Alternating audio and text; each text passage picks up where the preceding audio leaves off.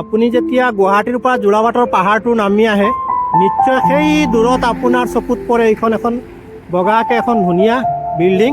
তো তাত কি আছে আজি তালৈকে যাম বলক।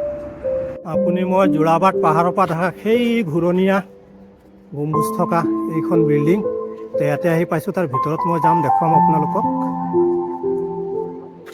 আজি ফ্ৰী এণ্ট্ৰি লাষ্ট দিন, তো চাওক কিমান মানুহ আহিছে, হাজাৰ হাজাৰ মানুহ আজি ভিৰ দি বাট নোপোৱা হৈছে। ফাইনেলি আহি এই গম্বুজৰ ভিতৰত সোমাই আছোঁ।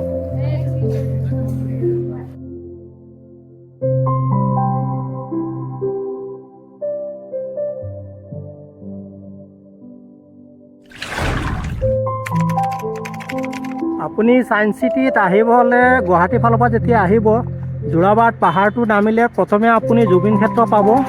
জুবিন ক্ষেত্ৰৰ পৰা অকণমান আগুৱাই যেতিয়া আহিব আপুনি, ইয়াতে আহি এখন ভাৰত পেট্ৰলিয়াম পাব। আৰু ভাৰত পেট্ৰলিয়ামৰ ঠিক কাষতে এটা ৰাস্তা সোমাই গৈছে, ইয়াতে ধুনীয়াকৈ লিখা আছে গুৱাহাটী ছায়েন্স চিটি বুলি। তেতিয়া ভিতৰতে আমি প্ৰৱেশ কৰিলে ভিতৰৰ জেগাখিনি আপুনি দেখিবলৈ পাব।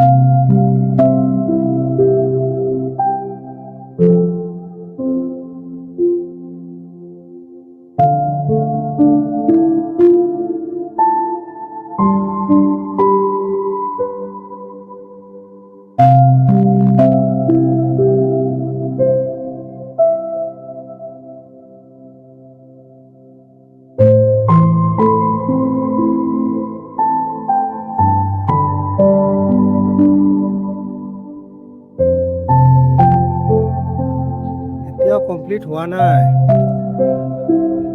এতিয়া বহুত কাম চলি আছে। এপ্ৰিলৰ 1 তাৰিখৰ পৰা কমপ্লিট আৰম্ভ হ'ব।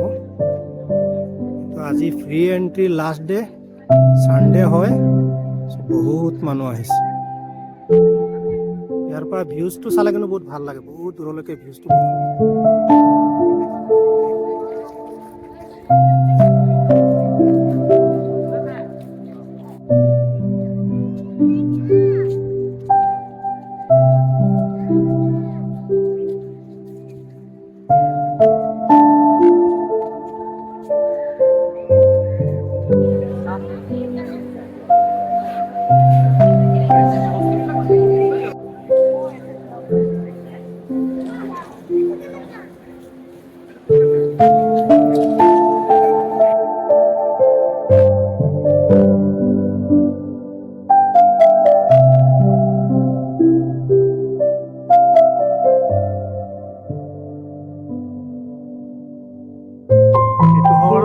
টিকেট কাউন্টাৰ,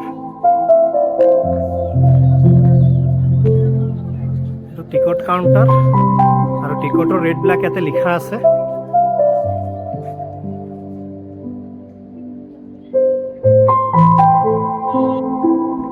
আজি লাষ্ট ফ্ৰী এন্ট্ৰি, কিমান মানুহ আৰু কিমান গাড়ী, জাগা নাই। অৱশেষত গেট বন্ধ কৰি দিছে তেওঁলোকে। ভিতৰত যাব দিয়া নাই। 5টা বাজি গ'ল আৰু এণ্ট্ৰি নহয় আজিৰ কাৰণে। আকৌ এপ্ৰিলৰ 1 তাৰিখৰ পৰা সম্পূৰ্ণভাৱে মুকলি কৰি দিয়া হ'ব ৰাইজৰ বাবে। তো আজিলৈ ইমানেই এৰিছোঁ। ভিডিঅ'টো উপভোগ কৰাৰ বাবে সকলোকে ধন্যবাদ।